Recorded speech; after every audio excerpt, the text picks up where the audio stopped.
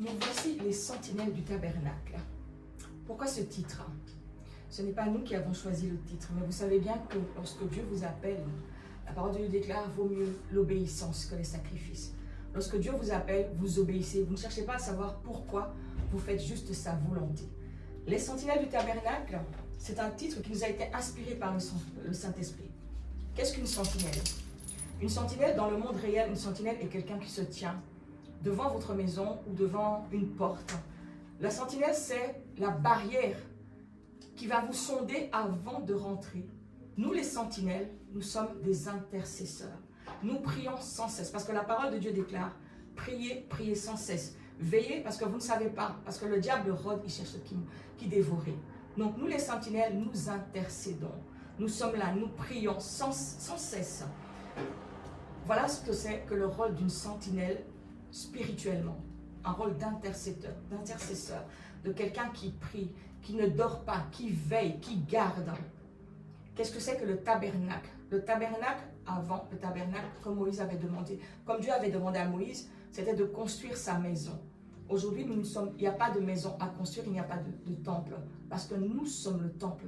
Nous sommes le temple. Jésus-Christ vit en nous. Donc nous sommes le tabernacle. Donc nous sommes les sentinelles du tabernacle. Nous sommes des chrétiens, nous sommes des disciples de Christ, nous sommes des serviteurs de Dieu avant tout. Nous sommes levés pour intercéder, nous sommes à Bruxelles, nous intercédons depuis bientôt 2 ans, nous intercédons pour le territoire européen, nous intercédons particulièrement pour Bruxelles. Quelle est notre mission? La mission que Dieu nous a donnée, nous allons pouvoir la trouver dans Jérémie 1, verset 10. Regarde, je t'établis aujourd'hui sur les nations et sur les royaumes, pour que tu arraches, pour que tu plantes, pour que tu abattes, pour que tu ruines, pour que tu détruises, pour que tu bâtisses et pour que tu plantes. Alors, nous sommes donc établis pour arracher. Pour arracher quoi? Nous savons qu'ici à Bruxelles, nous sommes ici dans le centre européen.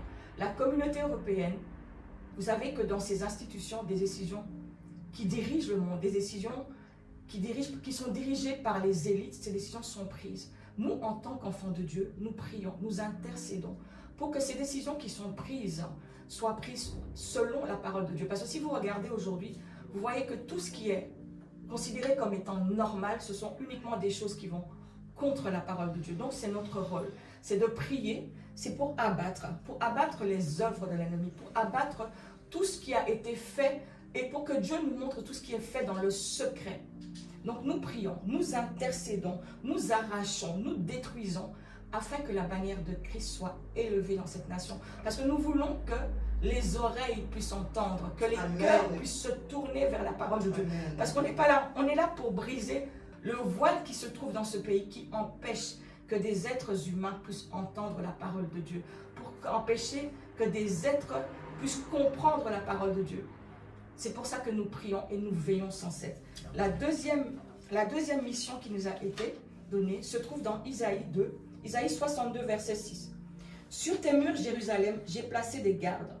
Ils ne sauteront ni de jour ni de nuit. Vous qui la rappelez au souvenir de l'Éternel, point de repos pour nous. Voilà, donc nous ne faisons pas ça de nous-mêmes. Vous entendez bien?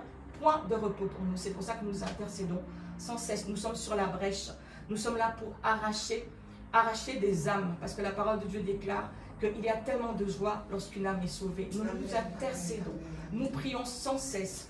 Et nous vous attendons, nous vous convions à venir prier pour nous.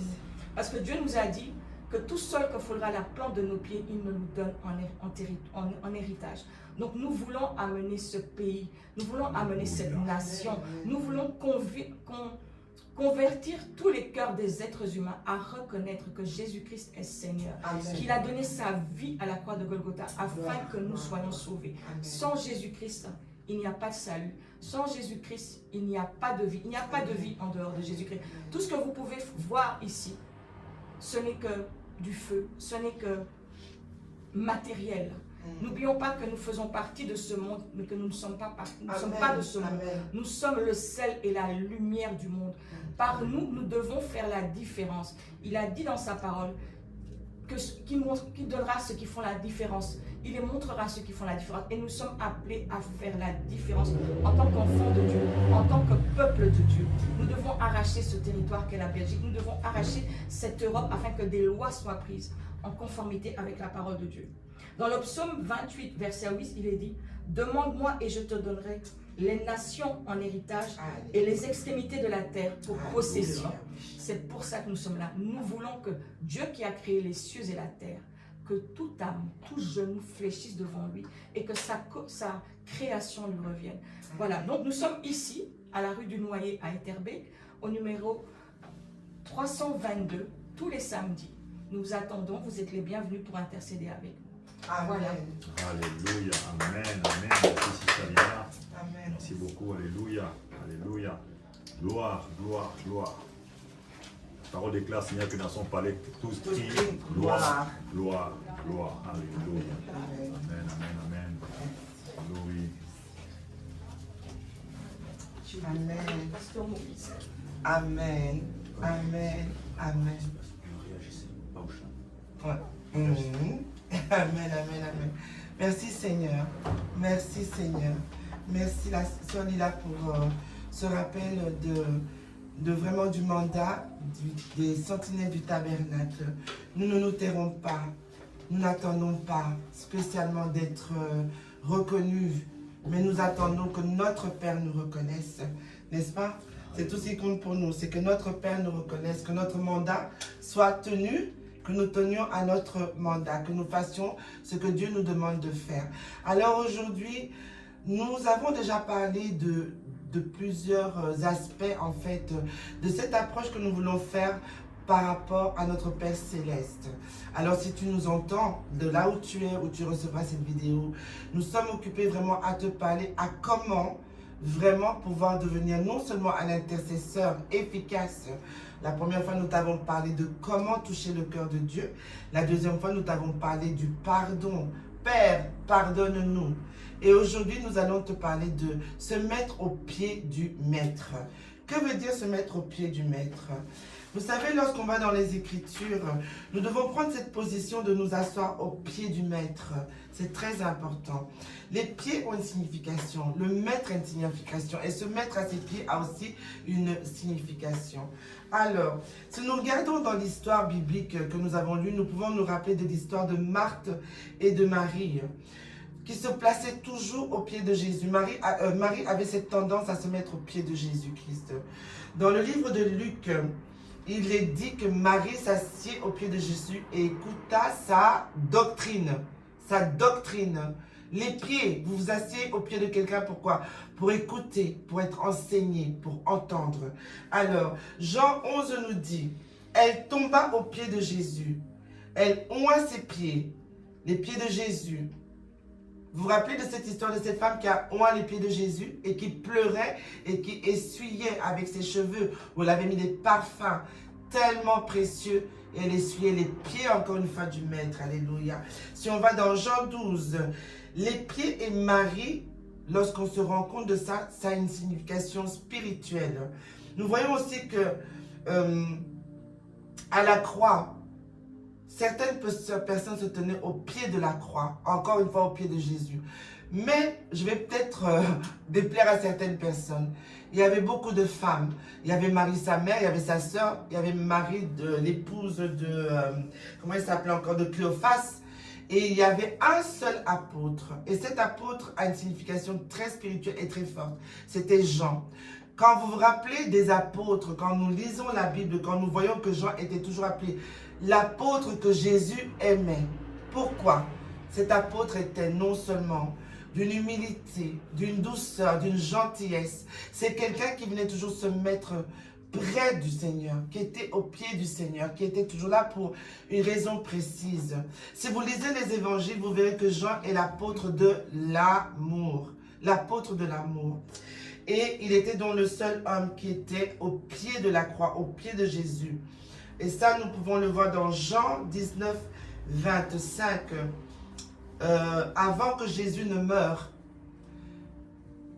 vous voyez, Jésus a dit à Jean et à Marie, voyant sa mère à ses pieds, au pied de la croix, il a dit à un disciple qu'il il devrait s'occuper d'elle. Voici ta mère. Femme, voici ton fils. Et puis il dit au disciple, voici ta mère. Et à partir de ce jour-là, la Bible déclare que le disciple l'a pris dans sa maison. Vous savez, tomber au pied du Maître, tomber au pied de Jésus, a une signification tellement profonde. Avez-vous déjà pris conscience de cela? Pourquoi est-ce que parfois vous priez et vous êtes tellement pris dans l'onction, vous êtes tellement pris, l'intérieur de vous est tellement animé d'un amour, de quelque chose qui est tellement plus fort que vous tombez à genoux sur vos pieds. Vous tombez au pied du Maître. Matthieu 28, 18 nous dit, Jésus s'étant approché parla ainsi. Tout pouvoir m'a été donné, dans le ciel et sur la terre. Oui, tout pouvoir lui a été donné. Donc ça veut dire quoi? C'est le Maître suprême. C'est celui auprès duquel on se soumet. On se soumet. Toute autorité lui a été donnée. Quand tu vas demander, par exemple, à un roi de ce jour, j'ai vu des gens qui se prosternent devant le roi d'Angleterre ou la reine Élisabeth. Beaucoup lui font cette révérence de soumission à leurs pieds. Mais combien de fois notre Maître et Seigneur? Donc, se trouver au pied du Maître reflète et indique une soumission dans l'obéissance, une soumission dans l'écoute, une soumission dans tout ce que vous entreprenez pour faire en tant que chrétien, mon frère, ma soeur. Te mets-tu souvent au pied du Maître? Sais-tu exactement comment arriver à comprendre que tu dois te mettre au pied du Maître? Maître, ça veut dire quoi? Celui qui enseigne, celui qui donne la connaissance, celui qui te révèle des choses cachées. Te mettre à ses pieds, ça veut dire quoi? C'est te soumettre complètement à son idéologie, à sa parole. Alors, donc, au pied de Jésus-Christ, nous savons que notre esprit, notre pensée, notre cœur disent oui Seigneur. Oui, que ta volonté soit faite. Jésus n'a-t-il pas dit, Père, que ta volonté soit faite? Il s'est soumis à son Père. Il s'est mis au pied de son Père. Quand tu le fais, tu dis que ta volonté soit faite. Non la mienne, non pas mes désirs, non pas ce que je pense à faire, non pas ce que je souhaite faire, mais que ta volonté soit faite. Nous sommes chrétiens, mais nous voulons faire notre volonté. J'ai l'idée de business là-bas, je vais faire ma volonté. Je vais faire ça là, je vais voyager, je vais aller là-bas. T'es-tu mis au pied du Maître pour comprendre? Est-ce que c'est ta volonté, Père? Je viens maintenant te demander la permission. Est-ce que c'est ta volonté? Tout business que vous faites, Père, est-ce que c'est ta volonté? Je parle à quelqu'un ici. On prend des décisions, on se jette dans des choses. Mais est-ce que c'est ta volonté? T'es-tu mis au pied du Maître pour lui demander si c'était sa volonté dans ta vie? Ce que tu as commencé à faire, t'es-tu mis au genou, au pied du Maître pour lui demander, est-ce que c'est ta volonté? As-tu entendu la voix du Maître te parler, te dire oui ou non, c'est dans ma volonté? Beaucoup n'ont pas compris qu'ils tournent en rond. Beaucoup n'ont pas compris qu'ils continuent à chercher. Parce qu'ils ne sont pas allés au pied du Maître pour lui demander quelle est ta volonté. Parce que lorsque tu te mets au pied du Maître, c'est ce que tu demandes en fait. Et par la suite, lorsque tu ne comprends pas ou quand tu as compris, tu dis que ta volonté soit faite, non la mienne. Que ta volonté soit faite, non la mienne. Dans 1 Samuel 3, 9, il nous dit, parle Seigneur, car ton serviteur t'écoute. Cet enfant qui ne connaissait pas encore Dieu a dit, parle, ton serviteur t'écoute. Lorsque tu vas au pied du Seigneur, as-tu prié jusqu'à ce que tu lui dises, Père, je veux t'entendre. Moi souvent je prie, je dis, Père, je veux t'entendre. Quelle est ta volonté? Qu'est-ce que tu veux que je fasse? Je veux t'entendre, je ne lâcherai pas, je n'arrêterai pas tant que je n'entends pas ta volonté. Et le Maître maintenant t'instruit. Tu vas aller comme ça, tu vas aller comme ça, tu vas aller à droite, tu vas faire ceci, tu vas faire cela. Jean a bien souvent été appelé le disciple que Jésus-Christ aimait. Parce que cet homme, jusqu'à la fin, s'est mis au pied du Maître. Jusqu'au dernier souffle de Jésus, Il n'a pas fait comme les autres apôtres. Il est encore allé au pied du maître. Soumission, douceur, écoute, être enseigné, être au pied de la croix. Se mettre au pied du maître, c'est aller au pied de la croix. Se mettre au pied du maître, c'est aller au pied de la croix, mes bien-aimés. La croix a tellement une signification énorme pour chacun d'entre nous. La croix, c'est notre vie. La croix est le symbole de notre vie. Vous savez, nous savons que chaque fois que l'homme vient à la croix, il s'humilie. Imaginez-vous, ils l'ont mis sur une croix. Et certains qui avaient compris qui il était sont venus se mettre à ses pieds sur cette croix. Aujourd'hui, vous savez, allons dans Luc 5, 8.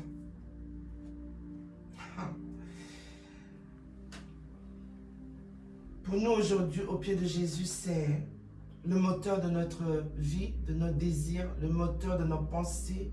C'est le suivre sans poser de questions, se lui demander et lui demander en fait comment est-ce que nous devons marcher sur cette terre des hommes. C'est lui dire, Seigneur, je me mets à tes pieds, je vais te suivre. Vous voyez, comme quelqu'un qui est à quatre pattes et qui suit au pied du maître ce que le maître va lui dire.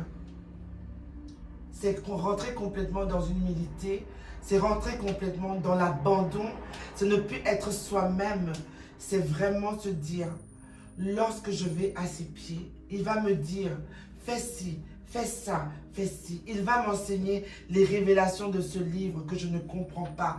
Je le lis, je ne comprends pas. Seigneur, je viens à tes pieds. Que veut dire cette parole? Enseigne-moi, enseigne-moi. Vous savez, quand on va dans Luc 5, 8, comme je disais tout à l'heure, on a vu que Pierre est tombé à genoux à un moment. Parce qu'il s'est rendu compte. Il s'est soumis. Pierre était quelqu'un qui avait un de ses caractères. Pierre était quelqu'un de caractériel, de dur, d'arrogant. Mais il s'est rendu compte qu'il était devant Dieu, qu'il était devant le maître. Et il dit, Seigneur, retire-toi de moi. Parce que je suis un pécheur. Est-ce que vous êtes conscient que vous êtes un pécheur? Comment est-ce que vous pouvez vous en rendre compte? C'est quand vous allez au pied, vous recevez vraiment la révélation et vous mettez au pied du maître. Oui. Là, enfin, on voit un signe d'humilité de Pierre. Jésus a choisi Pierre. Pierre était l'apôtre le plus... comment on dit ça encore? Quelqu'un qui se rebelle, n'est-ce pas? Il se rebellait tout le temps. C'est quelqu'un qui se rebellait. Mais même cet homme qui se rebellait, autant parmi les 12, s'est humilié et s'est mis au pied du maître à un certain moment. Pierre comprend en fait que il est vraiment devant son maître, devant celui qui va lui enseigner les choses. Il sera choisi comme étant Pierre. C'est celui qui est normalement censé être la première pierre de l'édifice du corps du Christ. Alléluia. Et c'est comme ça qu'on dit que cette pierre, cet homme dur, s'est jeté au pied du maître. Mais souvenons-nous que nous ferions mieux de rester au pied du maître chaque jour de notre vie, à chaque moment. Ne pensons pas que nous sommes arrivés quelque part, ne pensons pas que nous sommes hauts, ne pensons pas que nous connaissons, ne pensons pas. Restons au pied du maître si nous voulons comprendre. Et au pied du maître, à ce moment-là, vous savez qu'il est écrit à un certain moment que Jésus est la lampe à nos pieds. Et cette lampe au pied du maître va nous conduire en fait. Cette lampe au pied du maître va nous conduire. Si vous ne mettez pas à ses pieds, vous êtes dans les ténèbres, vous ne voyez pas. Mais la lampe à ses pieds va vous conduire maintenant avant la lumière, avant les choses. Cette lampe, oui, vous conduira. Alors je vous répète encore quelques points de ce que cette lampe peut faire pour vous, de ce que se mettre au pied du maître peut dire. À ses pieds, nous restons à l'écoute de l'enseignement.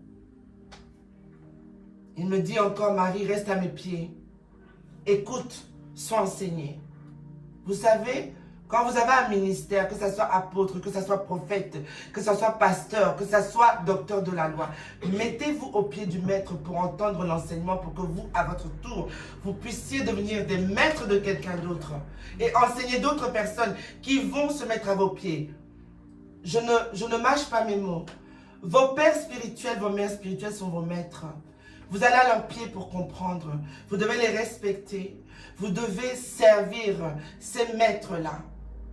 Et c'est en vous collant à eux, en étant là à leurs pieds, à essayer de comprendre que à l'humilité précède la gloire.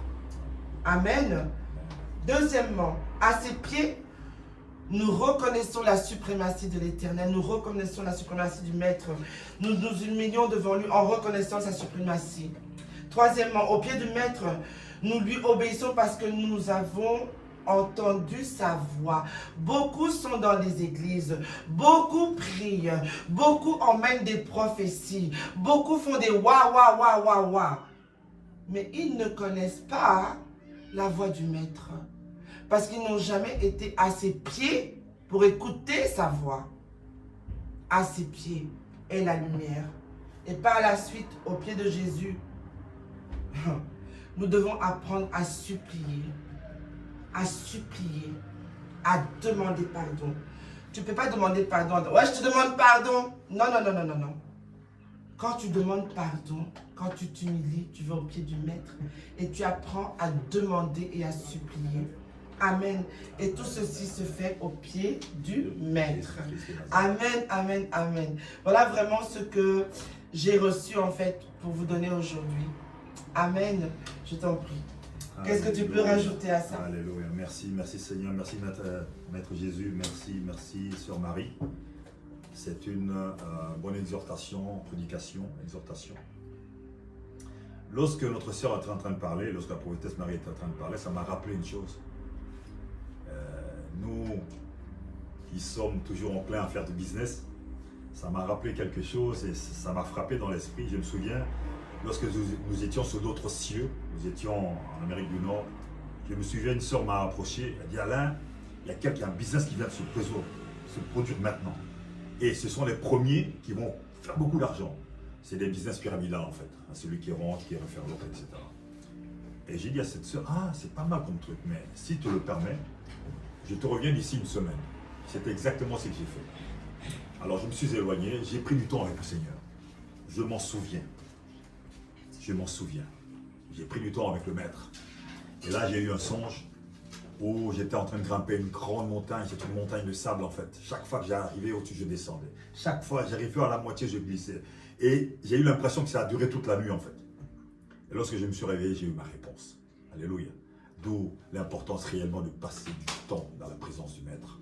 Parce que voyez-vous, passer du temps dans sa présence, c'est un shortcut, c'est un raccourci. C'est un raccourci extraordinaire dans votre vie, dans votre business, dans votre vie de famille, dans votre tout. Il doit être le premier en tout. Alléluia. Ok? Le premier de toute la création. Il doit être le premier en tout. Et bien aimé, je veux rajouter ceci. Pour être au pied de Jésus-Christ, en fait, il faut avoir une attitude d'humilité. Il faut avoir le désir. Il faut avoir la volonté d'apprendre.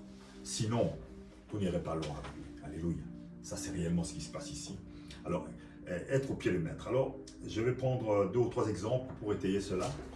Je me souviens dans l'Acte des Apôtres, au chapitre 26, de 13 à 18, et ça, je vais juste résumer la chose. Il s'agit de Saül, ou de Paul plutôt.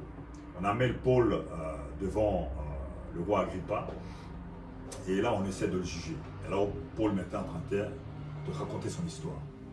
Alors il s'agit en réalité de Saül qui va devenir Paul un peu plus tard. Alors Saül, c'est quelqu'un qui a été enseigné et a été au pied de son maître qui était Gamaliel, qui était donc un rabbin à l'époque, un pharisien, un docteur de la loi. Tu parles de Saul là en fait. De Saül. Il s'appelle Saul ou Saül au départ. Et là, il a appris auprès de Gamaliel, son maître. Il était dans la branche des pharisiens, donc des personnes dures qui étaient censées réguler tout ce qui avait rapport avec la religion, les croyances. Rien ne devait venir altérer la religion juive. Alléluia. Il a eu cette mission, et cette mission, il en a vraiment fait son leitmotiv, c'est vraiment de pousser, persécuter les chrétiens. Et il a fait ça avec joie. Il était dans la vérité, dans sa vérité à lui. Il devait le faire, il avait un zèle très poussé pour persécuter les chrétiens. Et ce qui se passe en fait, c'est que en allant vers Damas justement pour persécuter d'autres chrétiens, là il entend une voix. lui et les siens, parce qu'il n'était pas seul, ils entendent une voix, tous tombent par terre. Et lui, il voit cette grande lumière qui lui apparaît. Maître, qui es-tu? Il dit, Saül, Saül, pourquoi me persécutes? Maître, qui es-tu? Il dit, je suis ce Jésus que tu persécutes. Oh là. Et là, sa vie va complètement être bouleversée. Alors, c'est vraiment une repentance. Voyez-vous, ça c'est une direction, ça en est une autre. Et dans cette direction, il y a deux sens. Il était en train de partir dans ce sens-là, il marque une pause, il retourne totalement dans l'autre sens. Et désormais, sa vie, il la consacre à Christ, mais à fond la Christ. Il se jette corps et âme perdu. Et un peu plus tard, on va le voir ici. Donc, Paul, Saül, qui finalement était juif, va changer son identité. Il ne veut plus s'identifier aux siens en s'appelant Saül, il va maintenant s'appeler Paul, pour s'identifier en fait aux païens. D'ailleurs, il sera plus tard appelé l'apôtre des païens. Alléluia. Il a changé son identité. Alors, la parole de Dieu déclare dans 2 Corinthiens 5, 17, si nous sommes une nouvelle créature, si nous acceptons le Seigneur Jésus-Christ, si quelqu'un est en Christ, il est une nouvelle créature. Les choses anciennes sont passées, voici, toutes choses sont devenues nouvelles. Mais dans le cadre de Paul, il a eu du mal d'ailleurs à pénétrer ce milieu. Pourquoi? Parce qu'on connaissait Paul, on savait que c'était un sadique qui tuait, c'était un assassin. Alors, quand on a dit qu'il est devenu chrétien, les gens se sont dit, non, on n'y croit pas. On n'y croit pas. Non, ça, celui-là, on n'en veut pas. Non, Seigneur, tout ce que tu veux. Est-ce que ça vous est déjà arrivé, mes bien-aimés? Quand le Seigneur vous demande de faire quelque chose, vous dites non, ça ne vient pas de toi, ça c'est de Satan. Vous êtes en train de combattre Dieu. Alléluia. Amen. Alors les gens disent non, pas Paul, pas Paul. Alors, ce qui est encore plus difficile de croire, dans 1 Jérémie 5, dans Jérémie 1, verset 5, comme la sœur Léla disait, avant que je ne t'eusse formé dans le sein de ta mère, je te connaissais, alléluia, et pourtant j'avais des projets de bonheur, de malheur, de tel autre avenir sans faire d'espérance. Mais on ne peut pas croire que lui, un assassin, alléluia. Comment est-ce possible? Comment est-ce possible que le Seigneur ait choisi cette personne-là pour venir annoncer l'évangile? My Lord and my God. Et même dans le monde ici, ça s'est fait souvent, des personnes qui se sont converties, étaient des grands assassins, qui se sont convertis, ils ont donné leur vie à Christ. Ils sont devenus prédicateurs de la parole de Dieu. Alléluia. Amen, amen. C'est-à-dire quoi? Que Paul a déjà été consacré avant même, alléluia, qu'il ne fût. Alléluia. Ça me fait toujours rigoler ce truc. Vous savez, la parole de Dieu nous dit l'évangile est une folie pour ceux qui périssent, mais pour qui nous croyons en Christ, il est une puissance devant Dieu. Alléluia. Donc le Seigneur peut toucher les cœurs des gens au plus profond pour les transformer. Alléluia. Mais cette transformation ne peut se faire qu'à d'une seule manière, d'être auprès du Maître, d'être au pied du Maître et d'apprendre de lui. Alléluia. Et d'ailleurs, un peu plus tard, cette aspiration après Jésus-Christ a conduit à une profonde humilité, j'ai dit. Il a regardé tout ce qu'il possédait. Il avait un statut. Il a regardé tout ça comme étant de la boue. Et ça ne vaut rien. Il n'y a que l'excellence de la parole de Dieu. Il n'y a que l'excellence du Christ qui vaut réellement quelque chose. Alléluia, alléluia, alléluia. Dans Galates 1, il déclare, 11 à 12, il dit, « Je vous déclare, frères, que l'évangile qui a été annoncé par moi n'est pas de l'homme, car je ne l'ai ni reçu d'un homme, ni appris d'un homme, ni reçu ni appris d'un homme, mais par une révélation de Jésus-Christ. » Alléluia. Et bien aimé, ce qui est important ici, c'est d'être au pied du Maître, de parler de sa part, d'apporter l'évangile de Jésus-Christ. Alléluia. Et bien aimé, encore une chose, on ne porte pas une accusation ici. Vous savez, ce que nous voulons, c'est réellement apporter la prédication de la croix. C'est ce qui est, je sais que dans les temps passés, il y a eu toutes sortes d'évangiles qui sont arrivés, l'évangile de la prospérité, l'évangile de gna, mais c'est la prédication de la croix qui est importante ici. Autre chose qui est fort important, et encore une fois, je n'accuse personne, c'est nous ne nous donnons pas à qui mieux, à l'envie. Ah, moi je prêche mieux que lui. Ah, mon église est mieux que lui. Moi j'ai plus de membres que lui. Ce n'est pas important, mes bien-aimés. C'est la prédication de la croix que nous voulons. Nous voulons que Christ soit élevé. Alléluia, en toutes choses. Amen, amen, amen. Alléluia. Donc nous devons demeurer au pied de sa croix. Alléluia. Dans Ésaïe 30, verset 21, il dit ceci. Tes oreilles entendront derrière toi la voix que tu dois suivre. Il te dira, va à gauche, va à droite. Mais comment est-il possible que vous entendiez cette voix si vous ne passez pas du temps dans sa présence? Vous savez, bien-aimés, ce n'est pas l'évangile micro-ondes. C'est plus fini. Non. Vous devez passer du temps dans sa présence. Qu'est-ce que vous recherchez? L'onction? Elle se trouve dans sa présence. Vous recherchez la parole de Dieu, elle se trouve dans sa présence. Alléluia. Donc approchez de lui avec humilité, avec le désir d'apprendre. Alléluia. Amen, amen, amen, amen. Alors un deuxième exemple qui me vient ici, c'était Élie et Élisée, le prophète Élie. Le prophète Élie, grand homme de Dieu, connu pour ses exploits en Israël. Alléluia. Il sait qu'il va partir dans très peu de temps, mais il est accompagné d'Élisée. Élisée se trouve être son serviteur, la personne qui passait du temps sous ses pieds. Donc il apprenait. Élisée avait cette attitude d'humilité, de vouloir apprendre de lui. Alléluia. Maître, je veux apprendre de toi. À un certain moment même, il savait, il avait été révélé. Même des prophètes sont venus parler à Élisée. En disant, sais-tu que ton maître s'est enlevé d'ici peu? Il dit, je le sais, taisez-vous. Alors ce qui s'est passé en fait, à un certain moment, ils veulent traverser à Gilgal, en fait, ils veulent traverser qu'on appelle ça, une rivière. Et il dit, attends-moi ici. Il dit, maître, le Seigneur vit, je ne te lâcherai pas. Il connaissait, il savait où c'était sa bénédiction. Donc il s'est accroché à lui, alléluia. Il a suivi. Ils ont traversé. La parole de Dieu dit, Élie a pris son manteau, il a frappé la mer, la rivière s'est ouverte pour le fleuve, c'est ouvert, ils sont passés à pied, ils sont arrivés de l'autre côté. Chaque fois il lui disait, reste ici, il dit, jamais je ne te lâcherai pas. Je sais que ma bénédiction se trouve là, mes bien. Alléluia. Aussi, lorsque nous connaissons notre bénédiction, il ne faut pas lâcher. Il ne faut pas lâcher. Il faut aller jusqu'au bout. Combien de fois n'ai-je lâché? Alléluia. Je vois toujours l'image de cette chose où quelqu'un est en train de creuser. Il est dans un tunnel. Amen. Et on dit que la bénédiction se trouve ici, mais lui s'est arrêté ici. Mais vraiment, à quelques centimètres près, il s'est découragé. Il a laissé passer. Bien aimé, il ne faut pas lâcher. Ne lâchons pas Christ et Jésus. Alléluia. Christ est ma vie. Comment est-ce que je peux le lâcher, mon Dieu, pour moi? Alléluia. Et donc, on voit ici Élisée qui s'est accroché à son maître jusqu'au moment où le maître a été enlevé. Il lui avait demandé, qu'est-ce que tu veux? Je veux une double portion de ton onction. Ouh, c'est une double portion. Déjà, lui, il avait une onction forte. Une double portion. Et un peu plus tard, on verra que cette onction-là, son corps ne pouvait le supporter. Parce qu'il ça l'a rendu très souvent malade, en fait. D'où, aussi là, mes bien-aimés, lorsque nous sommes au pied du maître, sachons demander les bonnes choses. Alléluia. Parfois, on demande des choses qui vont dépasser l'au-delà, qui vont nous rendre malades. Il y a des choses que nous demandons même au Seigneur, nous ne sommes pas prêts. Alléluia. C'est un exemple vécu, j'ai vécu cet exemple. Un jour, je me souviens, permettez que j'en parle, là, c'est plus fort que moi, il faut que j'en parle. Nous avons reçu un serviteur de Dieu qui venait du Congo. Il ne payait pas les mines, ce monsieur-là, mais il a compté déjà 4 résurrections dans sa vie. Des personnes qui sont mortes, ils ont été résurrectées. Et puis, je me souviens, ce jour-là, on faisait un séminaire, il a dit, avancez. Venez et donnez une offrande à Dieu, demandez quelque chose. Je me souviens, j'étais en train de développer un business assez spécial en Belgique ici. Je me suis avancé, j'ai dit Seigneur, j'essaie de rentrer aux affaires étrangères, j'essaie de téléphoner, personne ne prend jamais le téléphone. J'ai donné mon offrande, il a prié sur nous, il est parti. Le lundi matin, caca, j'appelle, le premier coup de fil, on a décroché le téléphone. J'ai commencé à trembler. J'ai dit, est-ce que je peux venir voir? Le rendez-vous a été pris, tout a été pris. Je me suis déplacé, j'ai vu ces personnes. On a conclu, pas un contrat. Je leur ai donné la promesse de faire quelque chose. Vous savez quoi?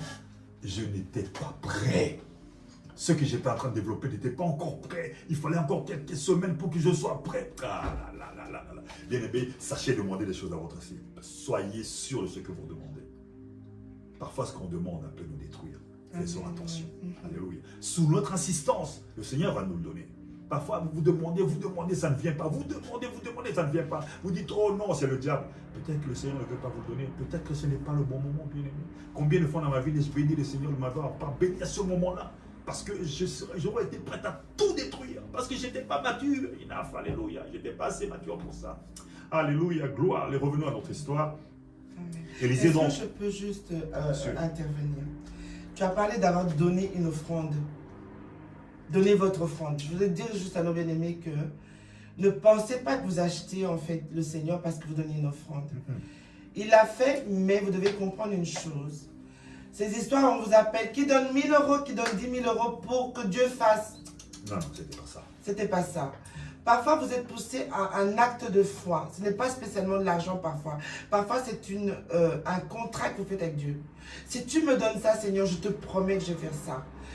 Ces pasteurs ou ces évangélistes ou ces hommes bobos qui viennent vous dire que voilà, le premier qui donne 10 000 euros, le premier qui donne 1 000 euros, ça n'a rien à voir. C'est pas ça qu'il veut dire dans ça. Il essaie de vous faire comprendre que parfois, lorsque vous demandez quelque chose à Dieu, vous plantez. Vous ne plantez pas spécialement de l'argent. Vous plantez peut-être dans vos nuits où vous ne dormez plus. Vous êtes debout toute la nuit pendant 1 mois, vous avez promis d'intercéder. C'est ça aussi planter. Amen. Je voulais juste quand même en parler pour que nos bien-aimés comprennent bien. Merci, Sister Mar. C'est exactement ce qui s'est passé en fait, hein, parce que c'était un acte de foi. Il fallait pas seulement venir jeter puis partir. Non, non, non, non, non, non. Je demandais quelque chose en prenant mon aide. Alléluia. Donc, ici, je reviens avec Élisée. Élisée, finalement, lorsque son maître a été ravi en esprit, il a été ravi physiquement, enfin qu'il est parti, son manteau est tombé. Il a déchiré son manteau. Et en déchirant son manteau, il a voulu dire quoi? Et non, il a déchiré son manteau, il a revêtu le manteau de son maître. Ça voulait dire quoi? J'enlève mon ancien manteau, je ne sais plus l'apprenti, je suis devenu un prophète à part entière. Et on voit qu'Élisée également a commencé à faire les mêmes choses que son maître. D'ailleurs, tout de suite après, pour retraverser la rivière, il a pris le manteau, il a frappé, paf, la rivière s'est ouverte, il est passé par là. Donc il a commencé à exercer. Maintenant, on voit à son tour, Élisée maintenant va également avoir un serviteur, quelqu'un qui va le servir, un certain Géasi. Amen. Mais malheureusement, lorsque vous lisez l'histoire un peu plus loin, Géasi n'était pas réellement converti en fait. Oui, il le suivait. Oui, il suivait son maître. Rappelez-vous de cette histoire de général Aman, alléluia, qui a été envoyé pour être guéri par Élisée. Qu'est-ce qui s'est passé? À un certain moment, il lui a dit d'aller plonger dans la rivière, etc. Pour make a long story short, pour couper court, il est allé, il a fait ce qu'il allait, et tout ça a fonctionné. Mais Géasi, son serviteur, qu'a-t-il fait?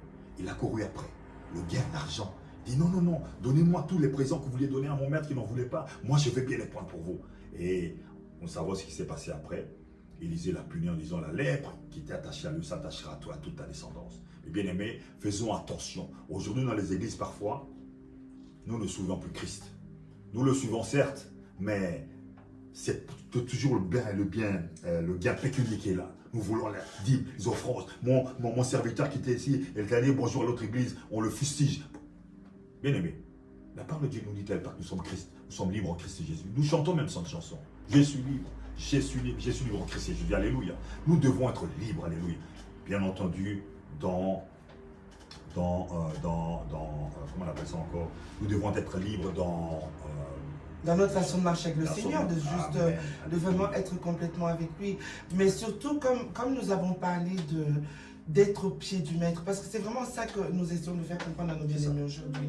C'est cette faculté, même si c'est pour garder le silence en fait. Ce n'est pas parce que, mais même si tu te mets au pied du maître, tu pleures devant le maître. Rappelez-vous de Esther.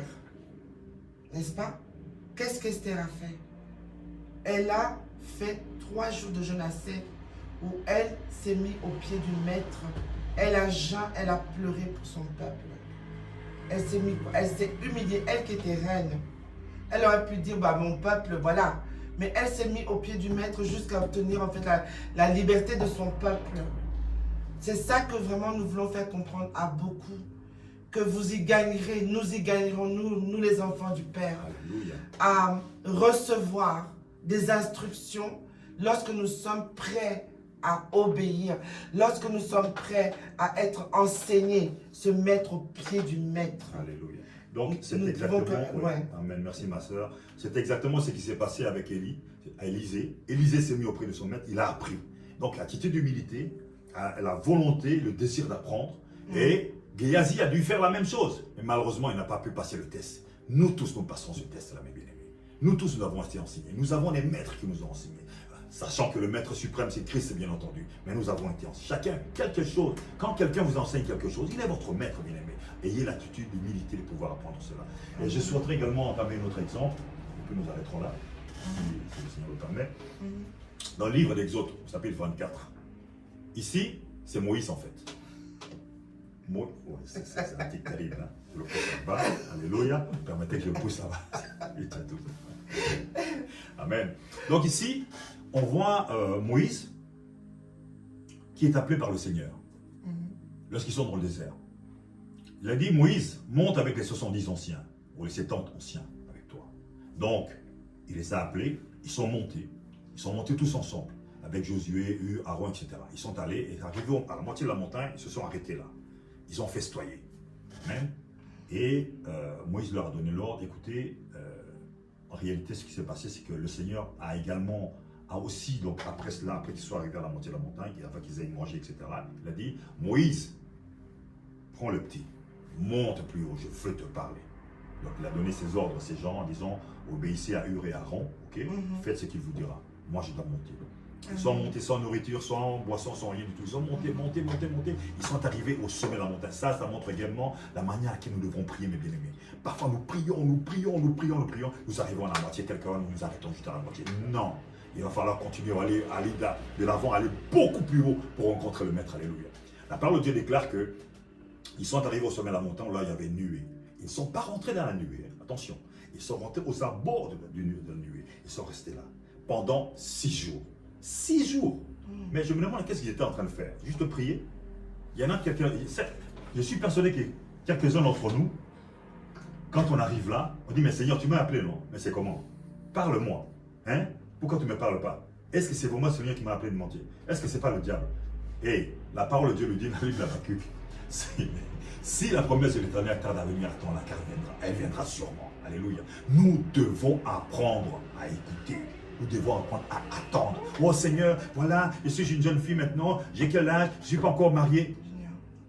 Tais-toi, sois calme. Le temps vient. Alléluia. Oui, je suis âgé, je n'ai pas encore personne dans la vie. Ta confiance, mets-la dans le Seigneur. Alléluia. Amen. Le moment vient. Regardez Joseph, en une fraction de seconde, en une journée, hein, toutes ces 18 ans ou 20 ans de malheur, en une seule journée. Il est devenu pratiquement le premier de l'Égypte. Il a tout oublié. Alléluia. Amen. Donc le Seigneur ne dort ni ne sommeille. Amen. Il est celui qui veille. Amen. Donc ici, le 7e jour, le jour de la perfection. Oh, j'aime beaucoup ça. Le 7e jour. Il créa le monde, il fit tout ce qu'il avait à faire, alléluia. N'oubliez pas, un jour devant le Seigneur vaut mieux que 1000 ans ailleurs, n'est-ce pas? Amen. Peut-être que ce n'était pas que 6 jours, c'était 6000 ans, alléluia. On revient là. Le 6e jour, le Seigneur regarda sa création et dit, ah, c'est bon, le 7e jour, que fit-il? Il se reposa, alléluia. Et donc le 7e jour, le Seigneur lui apparaît et dit, fiston, monte un peu par ici, j'ai besoin de parler avec toi. Et là, il dit à son serviteur, toi reste ici. Il rentre dans la nuée, cette nuée devient une nuée de feu autour de lui. Et pendant 40 jours et 40 nuits, il n'a pas bu, il n'a pas mangé. Ce qui s'est passé là-bas, on ne sait pas exactement ce qui s'est passé. Mais le petit, lui, quand je dis petit, c'est Josué. Josué est resté au pied du maître. Il est là. Il est toujours en train de... Mon maître prie, moi aussi je prie. Je ne sais pas ce qui se passe là-bas, mais j'attends ce qui se passe. Alléluia. Et là, le Seigneur va commencer à parler à son serviteur. Il va lui parler, l'instruire avec les tables, etc., etc. Tout ceci. Vous savez, c'est comme un escalier en fait. Hein. Vous obéissez à un maître. Le maître aussi obéit à un maître, qui obéit à un autre maître, ainsi de suite. Et là, vous allez passer cette étape-là, vous aussi. De la manière qu'elle vous avez servi, on vous servira également. Amen. Amen. Amen. Toujours être au pied du maître. Donc, en conclusion, je dirais, être auprès du maître, être au pied du maître, c'est avoir cette attitude d'humilité. Être auprès du maître, c'est avoir ce désir, cette volonté de vouloir apprendre. Amen. Vous savez, bien aimé, on a commencé par exemple par l'école du ministère. Nous avons notre prophète Mangong, Moïse Mangong, du Tabernacle Church, en Allemagne. Nous avions commencé à beaucoup. Que s'est-il passé? Pourquoi d'autres sont partis? Peut-être parce que la doctrine n'allait pas, parce que. On s'est accroché jusqu'au bout. Et quand on s'accroche jusqu'au bout avec le Seigneur, vous savez quoi? On a sa récompense. Alléluia. Donc je vous exhorte, mes bien-aimés, à passer du temps dans la présence de Dieu. C'est important de savoir pour nos propres vies, pour la prière, pour les méditations, pour toutes ces choses. Dans la vie, on n'est pas toujours au top de toutes choses. On ne peut pas être, je le dis souvent, the king of the bac à sable, hein? Être fort ici, être un bon mari, être une bonne épouse, être un bon père ou une bonne mère, etc. Il y a des moments où on va faillir dans la vie. Mais la personne qui peut réellement nous amener cette correction, c'est le Christ. Alléluia. Amen. Donc je vous exhorte, mes bien-aimés, à passer du temps dans sa présence. Amen, amen, amen. Amen, amen. Alléluia. Nous espérons vraiment que vous avez pu emmagasiner ce qu'on a dit aujourd'hui, pu comprendre ce qu'on a essayé de vous dire aujourd'hui. Alors je vais appeler la sœur Lila pour qu'elle vienne faire un récapitulatif pour nos bien-aimés et pour nos bien-aimés et pour nos bien-aimés de ce côté-ci. Amen, amen, Alléluia. amen, amen. Gloire. Amen. Amen. Merci sœur Lila de venir. On va lui laisser la place. Vraiment un récapitulatif. Je dis ça comme ça, je comprends pas. Le piège comme ça. C'est ça. Amen, amen, amen, amen.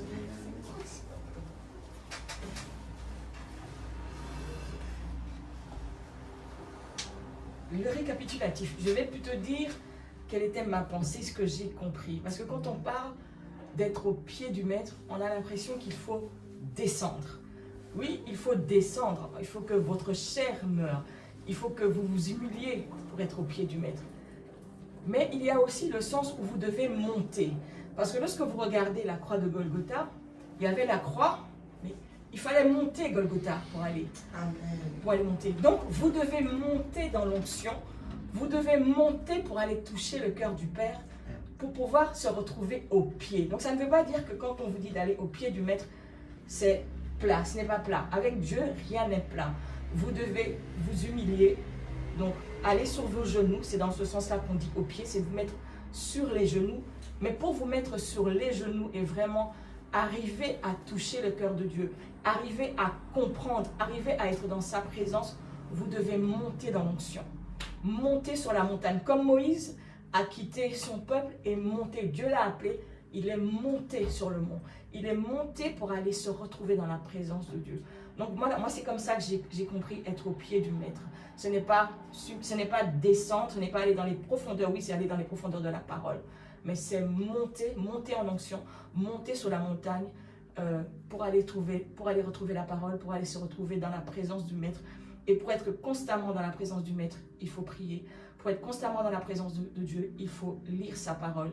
Il faut écouter, il faut accepter d'être enseigné.